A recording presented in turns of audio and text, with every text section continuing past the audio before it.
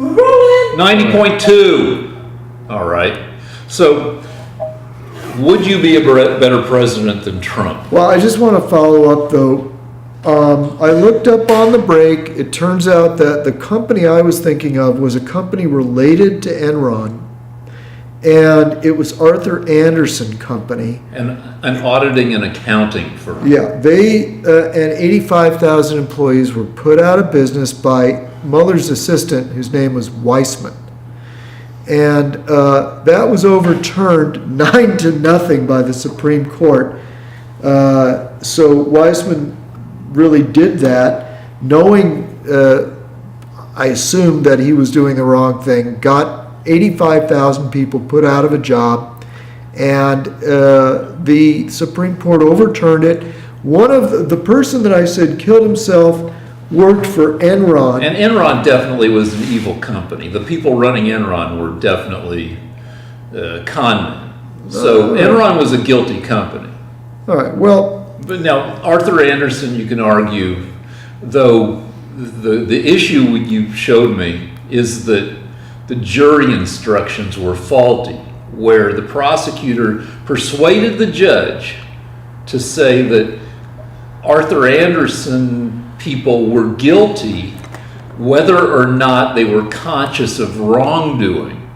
That doesn't really address, and then that was overturned eventually by the Supreme Court, 9-0, as you said, but that doesn't really address the underlying issue as to whether Arthur Andersen was doing a good job in auditing Enron.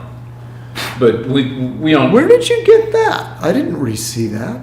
Yeah, that's what it was. Faulty jury instruction. The judge said, the prosecutor, your guy, who persuaded the judge, according to what we just read, to tell the jury that if the jury is convinced of Arthur Andersen's wrongdoing, yes, that they are guilty, regardless of whether the people at Arthur Andersen were conscious of wrongdoing. If there was wrongdoing, regardless of the Arthur Andersen employees' awareness of wrongdoing, right, they were right. guilty. But apparently, right. So he overreached. Yeah, he got these people. So this guy that works for Mueller, Weissman, got 85,000 people put out of a job, destroyed this company.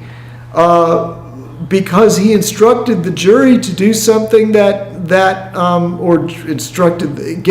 gave instructions for them to do something that wasn't fair. It wasn't fair to the company. That doesn't. We would have to take another break and do more reading to see exactly how shitty of a job that Arthur Andersen did. But let's. Yeah, but I mean, the thing is that if Enron was the one that was breaking the law and was doing it in a way that concealed it from Andersen, then it wasn't Andersen's fault. But that wasn't the issue.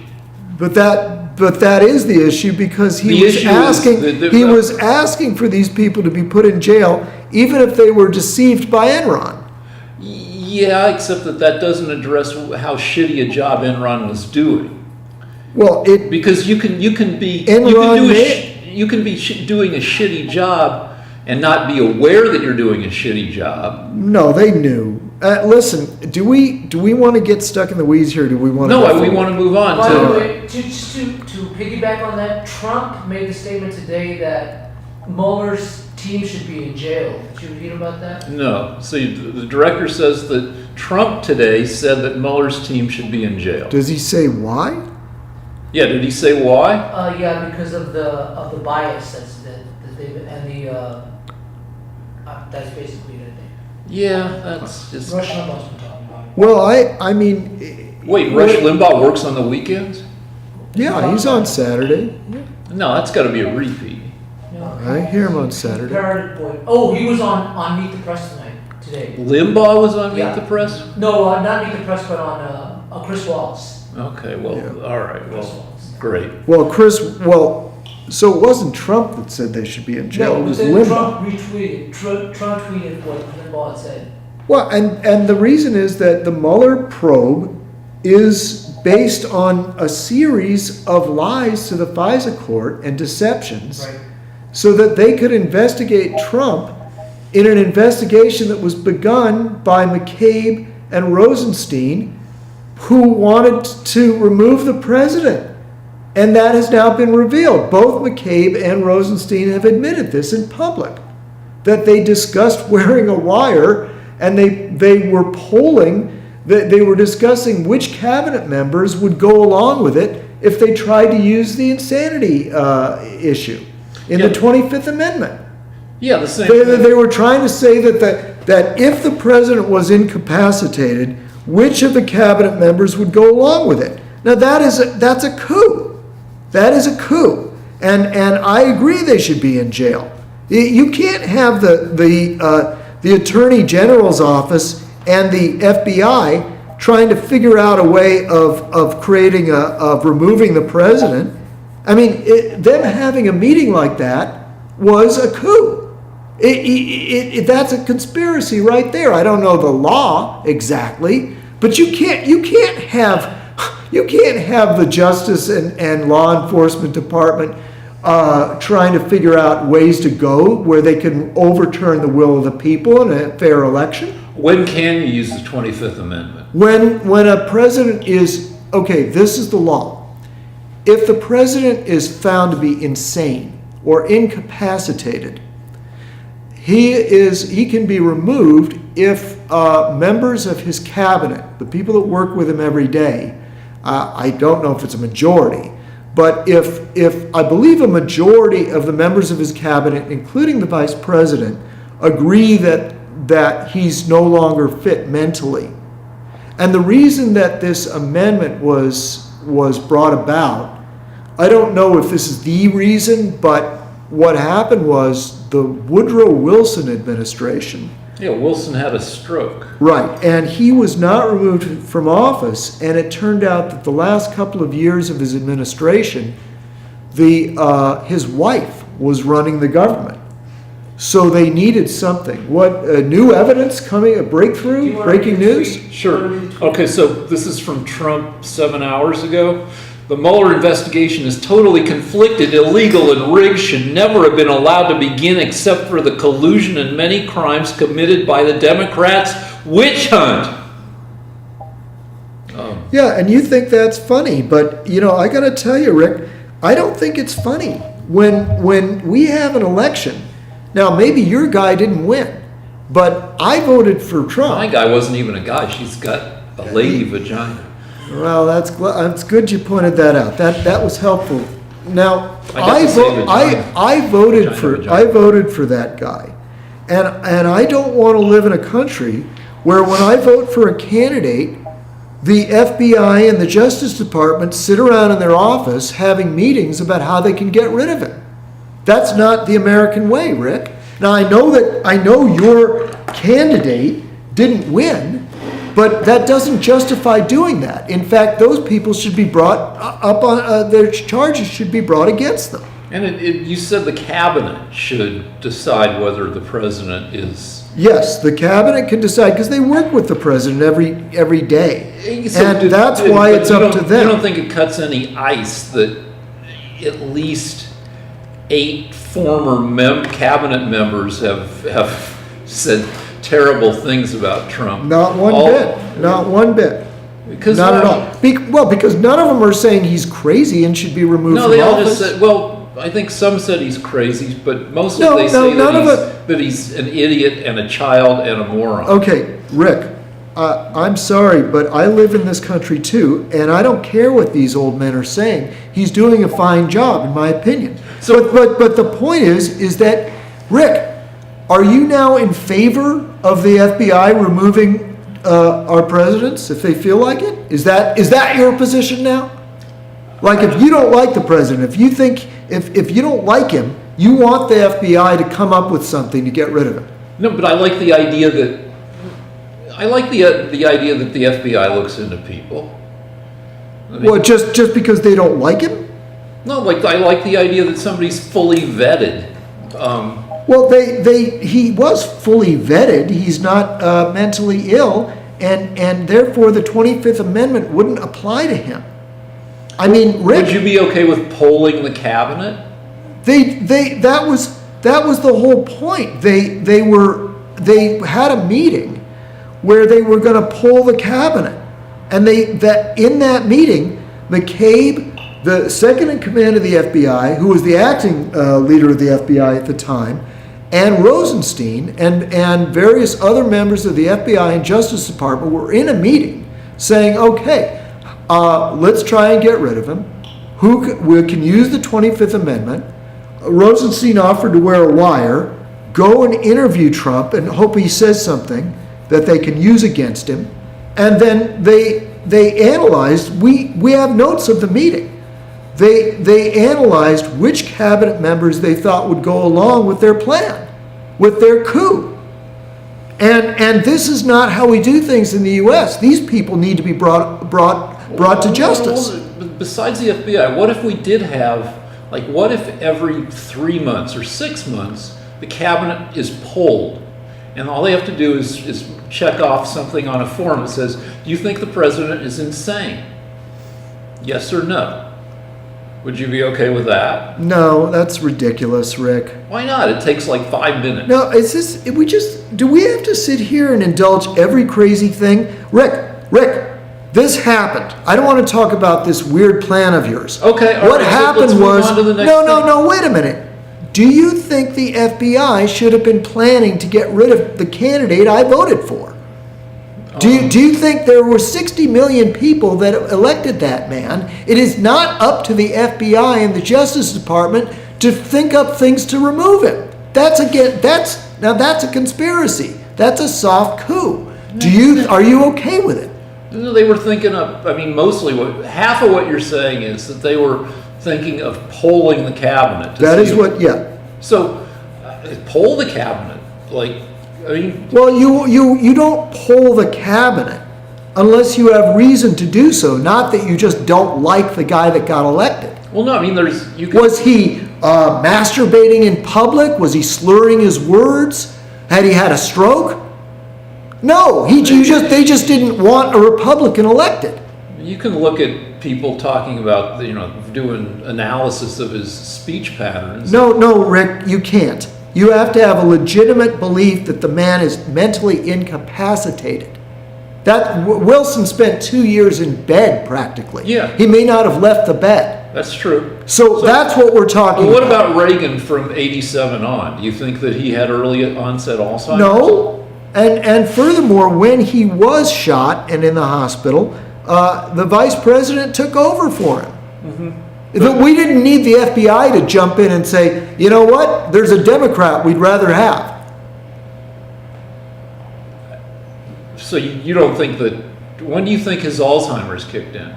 Reagan's, which eventually killed him. I don't know when it kicked in, but it wasn't while he was president. Because if it was, I wish they all had Alzheimer's, because he did a fantastic job. Okay. Now I'm going to announce something, because we need to change this subject. There's been a lot of talk about Cortez, the left-wing Alexandria Ocasio-Cortez. AOC? Yeah. And what I'm finding is that when I read your comments, that a lot of people are watching our YouTube videos and they're actually learning. I don't want to compliment myself, but we have been getting some mail from people saying they're learning, and that in some ways they're getting their news from our show, and that's why. Crazy. We don't appreciate it. Well, Rick, there are people saying that, and that's why I'm very proud to say that I have some news that you may not have heard anywhere else. It turns out Alexandria Ocasio-Cortez did a porn tape that is going to be available. You'll be able to find it on the internet. All right? Yeah, it's her with two guys. This is a big scandal. It's going to be plastered all over the news. Is this leading into you talking about fake news? No. Well, what is this? It's just information that I got from scholarship and from following the news carefully. Yeah, but no, it's ridiculous. What is it? What is this? Well, thing? you say it's ridiculous, but I say we've got a scoop here. We are the first people to release this, to announce this. Great. Okay, so on YouTube. AOC three-way. All right. But what's your rhetorical point? Because obviously this isn't true at all. Some of what I just said is not true. Okay. All right. I do have some fake news, though. Okay. I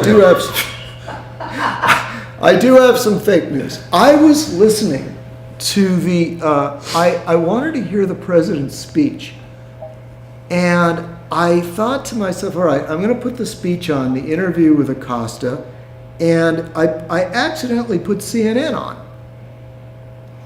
And CNN has this headline: President can't answer a question. President loses debate with Acosta. And so they show Acosta asking Jim Acosta, the CNN reporter who's tangled, who pisses off Trump more than most reporters. Right. So what happens is Acosta asks this question, and the CNN reporters dutifully show, there's footage of Acosta standing up there, and he says, "Now, what evidence do you have, Mr. President, that this is a crisis? There are people saying it's a manufactured crisis, that there is no crisis." And CNN says, "And the president couldn't answer it," and they just cut away, or the volume got low and the camera moved around, and then somehow his answer was just sort of not quite given in the show. And I thought, well, what was his answer? So I had to go around the internet. I went around the internet, and finally I found the whole speech. And it turns out Trump did give an answer. He said his answer was, "We have angel parents here today whose kids were murdered by illegal aliens that obviously," I'm adding this, "should never have been here in the first place. Ask them if there's a crisis." And then these angel moms got up and started showing photographs of their dead children to Jim Acosta. And if you looked at the camera, Jim Acosta was staring straight ahead. He would not make eye contact with these angels' moms, which was the real story.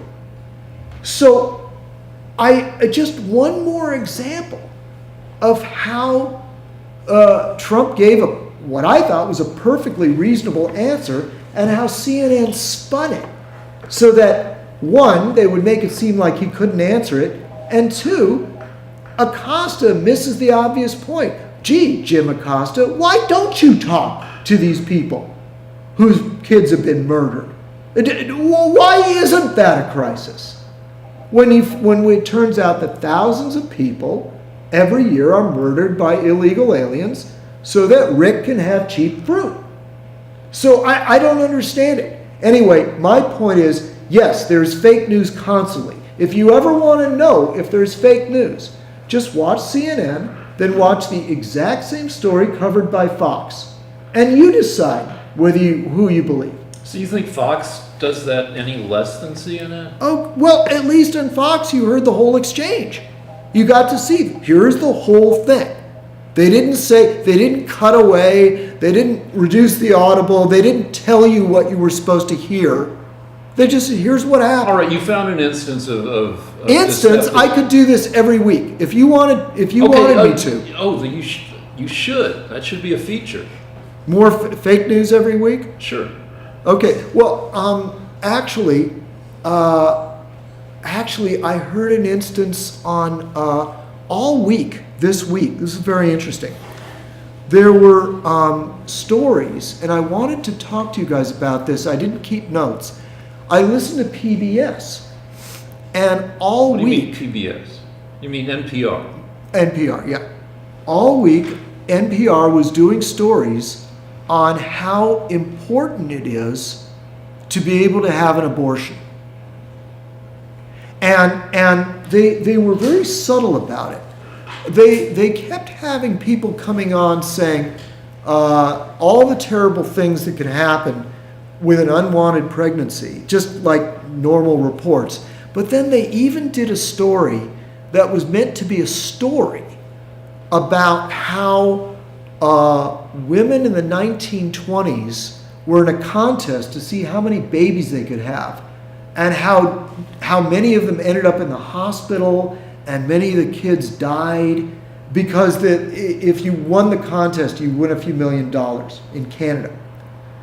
And I thought to myself, wow, right at the time when the Republicans are hammering the Democrats about third trimester abortion, NPR gets into the act. And rather than just say, hey, we really are on the Democrats' side, no, that's not how they operate. They just did a series of stories about bad pregnancies. You see how it works? It's very subtle. They don't need to say, we hate the Republicans. They just do 10 stories all week, because I listened to it all week. This is a pregnancy that went bad. This mother died in childbirth. They just work subconsciously. Yeah, you know what? While you were listening to NPR, I was in Albuquerque listening to country music. My dad, who's about to turn 88, lives in Albuquerque in assisted living. He's got Parkinson's and some other stuff. And every few months I get it was a false alarm. I was told that he was dying and to haul ass to Albuquerque. And it turned out he's not dying, he's hanging in there. But I spent a couple days in Albuquerque, and the car I rented was set to country music. So I heard nothing about abortion, but I did hear a bunch of songs about hard-working farm boys falling in love with long-legged farm girls and their cut-off jeans and their long tan legs, and everybody sings like this. And by the way, so far I don't hear the bad part. Well, it wasn't terrible, because I could understand every single word of every single song. And I do like talking like this. My wife hates when I talk like this, but I like it. But I like it when you talk like that too. Yeah, after a while I started getting mad at the lack of ambiguity in the songs. Hey, wait a minute. Our director is from that area of the world. Why don't you talk like that? He could talk like that should he choose to. I'm from Colorado. I can talk like this, though being a Jew boy, it's not entirely convincing. But still, the songs were so straightforward. Same thing, song after song after song. Don't turn your head. I'm going to marry me a super hot farm girl, and we're going to work hard, and we're going to achieve all our dreams, and everything's going to be all right.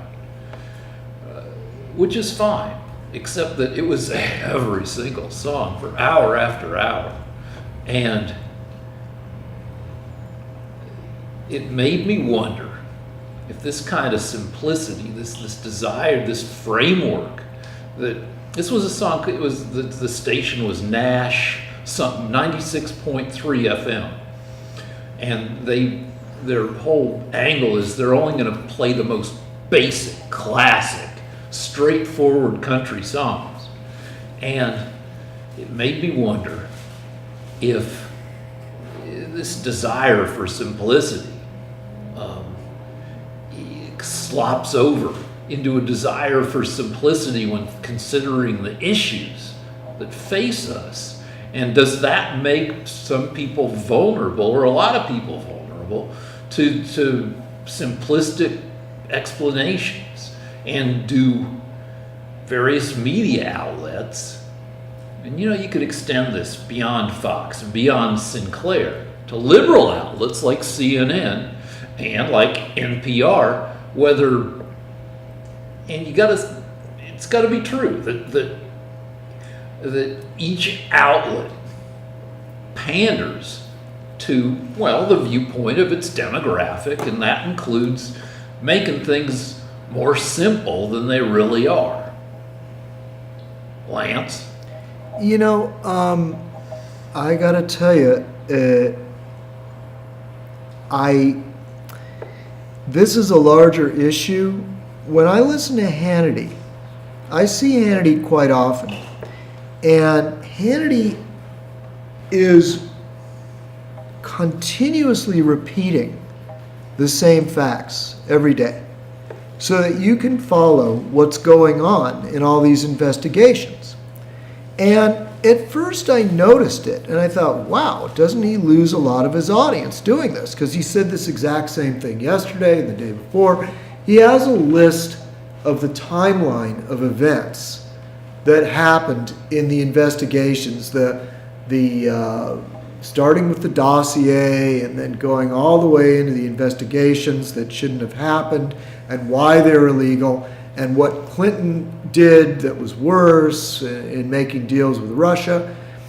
But the reason I know the sequence of events is because Hannity repeats the exact same thing. I may have heard him say it 100 times, and I'm not exaggerating. In a year, he's probably repeated the same facts 100 times. But I'm grateful to him because it's way too complicated. I would never have been able to understand it if he hadn't done that. And I also find that whenever I look up the information, it's true. Or at least there are multiple sources verifying these things, and I have no reason to doubt it. So the point is, these people on the news, for good or for ill, are trying to educate us. Now, I'm grateful to Fox, I'm grateful to Mark Levin, Dennis Prager, who repeat things over and over again because I never understand them the first time. I will just say one last thing. I was shocked 7 years ago when a right-wing kook that was a friend of mine said, you know, Lance, the Democrats are trying to bring in as many illegal aliens as they can because when they have kids, those kids get the vote, and they always vote Democrat, and a lot of these illegal aliens are voting illegally. And that's the Democrat plan. Not true. It is true. But the point is that I did not believe him. And ever since then, the Democrats have done everything they possibly can to open the border, create sanctuary cities, sanctuary states, make it so that you don't need ID to vote, make sure... Historically... No, see, in the past 6 years... No, historically, most people haven't needed ID to vote. Okay, Over Rick, the history Rick, of the country, I mean... Rick, you need ID to vote. I remember giving my driver's license to vote years ago. Don't tell me you don't need ID. I'm an to old vote. guy, and I've been voting for close to 40 years. I've never been carded. No, I've been carded. But listen, Rick, I don't want to discuss the details with you. All right, fine. The Democrats are really strong on ending illegal aliens. They're doing everything they can. Now, the point I'm trying to make, though, is that it was the these people on Fox that are educating me, and I gradually realized, by God, they're right. They really are trying to bring in as many illegals as they can. So yes, I'm grateful that I'm being educated by these people. All right, well, I subscribe. This is my own theory. I call it the peanutty duty theory of truth, where truth is messy. It's a full-on 10.5-inch turd. Has to bend to fit in the toilet bowl. And it's the big old ball of messy facts. And it's got peanuts in there, and it's got corn that didn't get digested. And Republicans pick out their own. The Republicans pick out the peanuts, and they say that the truth is peanuts. And Democrats pick out the corn, and they say the truth is corn. And the facts get cherry-picked, and Hannity keeps hammering on about how the dossier was created under illegitimate means, and he spent so much time hammering on that it emphasizes malfeasance by the FBI and the Democrats, and it de-emphasizes any kind of malfeasance by Trump. And Well, like what? I don't want to have this argument again, but What did Trump do? Did he collude with Russia, Rick? possibly that's what much of the Mueller investigation is about. What did he do? He might have obstructed the truth. Prove it. Oh, I'm not Mueller. Which Russian agents did he meet with? And what was the deal? I didn't even get to Russian collusion. That's what the Mueller investigation is for. Collusion. Did he collude with Russia? But it also encompasses other things. Did he collude with Russia? Possibly. I don't What did he do? What was the deal? Who did he collude with? What does Hannity tell you? It never happened. There are no contacts. By the way, the Senate Investigative Intelligence Committee just announced this week The that they could Republicans find, on the committee. and so did the Democrats. The Democrats couldn't find anything either. They had a right. They could produce a minority report, and they had no Russian collusion. How do you feel about that, Rick? Neither the Republicans nor the Democrats in the Senate Intelligence Committee could produce any findings in their report that was released this week saying that Trump colluded with Russia. What do you think about that? They also said they couldn't disprove it. Oh, well, I can't disprove that you beat your wife. I know. And I can't disprove that you fuck goats. wait, hold on, because I'm trying to think. I've never fucked a goat, but I will open my mouth really wide and my dog will stick her whole nose inside my mouth. I want to talk about transgenderism. But hold on, because I keep asking this question. Would you be a better president than Trump? No, there is only one thing that worries me, and I will admit, I've been listening to Ann Coulter, and she's very worried about this bill that Trump signed.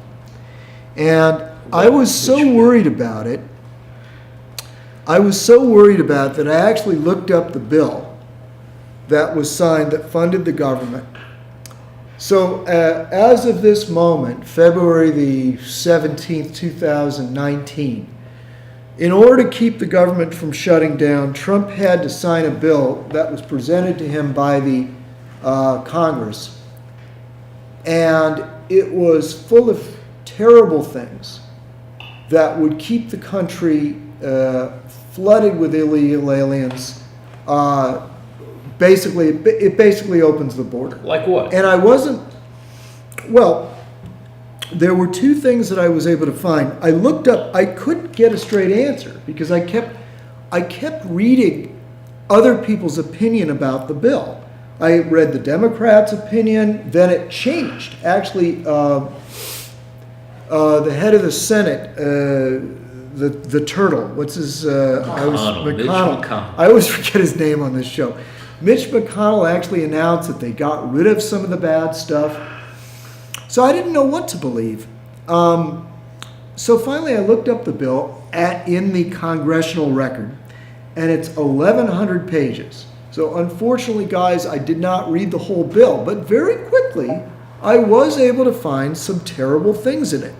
For example, the Border Patrol, when they find an illegal alien now, is supposed to escort them to whichever city they want to go to.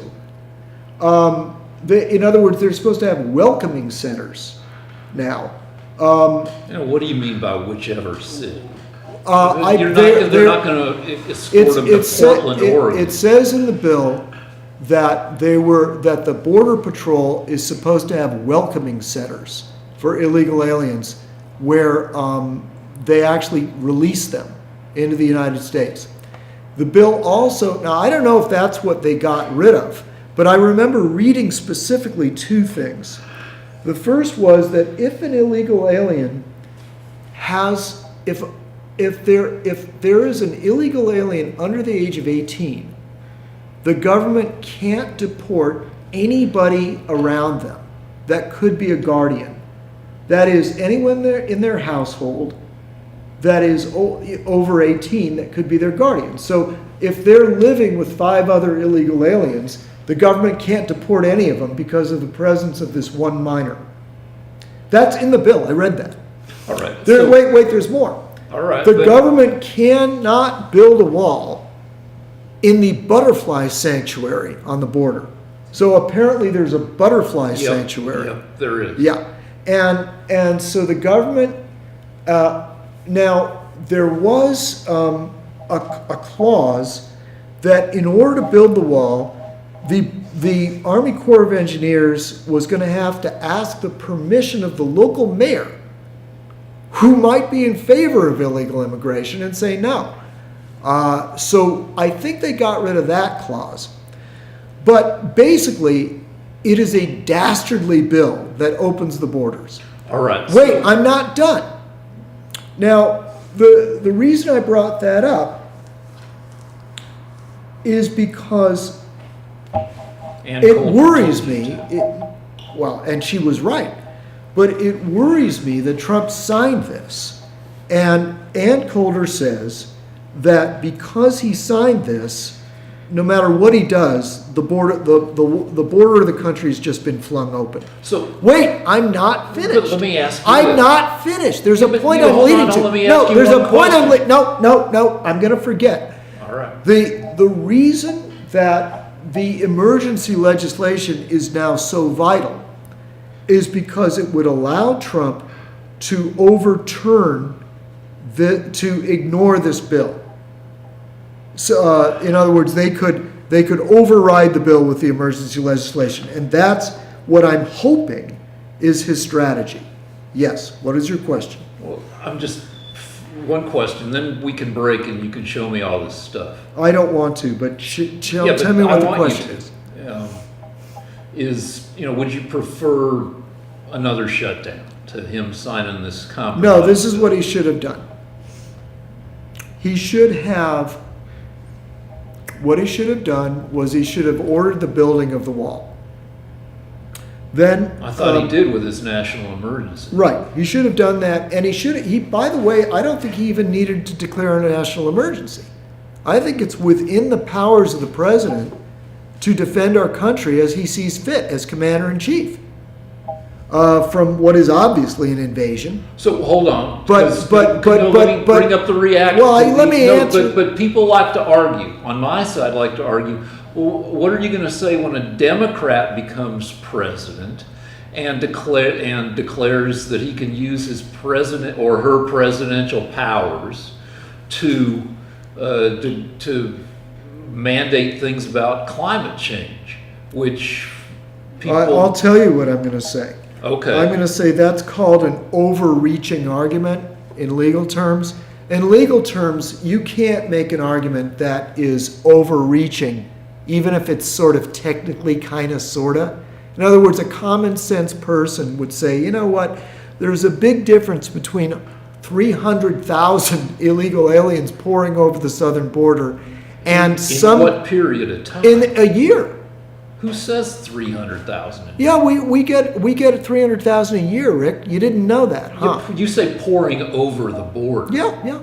No, you maybe 300,000 turned away. 300,000 people are not being let in by. Well, we have catch and release. Exactly what happens to each one of these individuals, I can't tell you. But the number has gone from 1 million to 300,000. So it's, to me, but those aren't people who are let in. That's how those we get are people the. Who That's are how caught. we get the. I don't know whether we're caught or we're catching and releasing them. You can parse it any way you want, Rick. But I'll speak in general terms. Hundreds of thousands of people are coming over the border illegally. Okay, and we can look that up if you want. Well, no, it's. I can even find whatever number you want. Well, you call it illegally, but that's a deceptive term. Hundreds of thousands of people are coming, and some people might be trying to sneak over the border. Other people might be requesting asylum. Rick, but it's Rick, not as Rick, if Rick, these people. Rick, nobody should be requesting asylum from Mexico. Mexico's not in civil war. That's another overreaching argument that the Democrats All right, like fine. to use. So what you're saying is that it's a legit emergency about these people coming to the border. It's not a legit emergency about climate change. That's right. Okay, so it's just a matter of taste. No, it's not a matter of taste. I mean, there are thousands of people in this country being murdered by the heroin, the fentanyl, and the violence visited upon us by illegal aliens. Whereas climate change is still hasn't reached its ultimate destructive capacity by anybody's estimation for the next 50 years. Some people are saying 10 to 20. Right. Ocasio was saying 10 to 20 years. Look for that film. Look for that video. Scientists are saying. Yeah, and there are scientists that say that there's no way to predict what the weather's going to be like in 80 years. So do more people die from fentanyl coming over the border, or more people die from OxyContin? We are losing. From We are Purdue losing. Pharmaceuticals. I believe we're losing 700 people a month to fentanyl. And how many do you lose to OxyContin from Purdue Pharmaceuticals? Rick, I don't think it's a comparable statistic, and you know that, unless you're stupid. I don't. Okay, listen. I don't know that. Probably more people slip in the bathtub. But when another country is bringing shit into your country that's killing thousands of your young people, that is something you have to deal with. You can't deal with every drug overdose from every legal drug. You might want to deal with OxyContin. Well, you might want to do anything, but Rick, you need to understand, when a foreign power is responsible for the deaths, it's a different type of situation than car accidents, heart attacks, slipping a banana peel. Okay? And the president is charged with defending this country from foreign subversion. You talked about MS-13. Is that real or fake? They found there's MS-13 all across the United States. It didn't used to be here. MS-13 likes to kill people by putting them in acid baths. They've now got a foothold in many American cities. All right, let's take a break because I'm cold. And you Good. can show me the. Good. You can show me the provisions of the bill, and we can look up OxyContin deaths. I don't care about OxyContin deaths. Yeah, but I do, and I'm half the and I fucking don't show, want to look motherfucker. up. I don't want to look up. But wait a minute. What would it prove if people were having drug overdoses from legal drugs? What would that prove? That we should just let the Mexicans bring over fentanyl? No, just be fun rhetorically. Let's do it. Can I get my shirt back? I'm cold. Yes.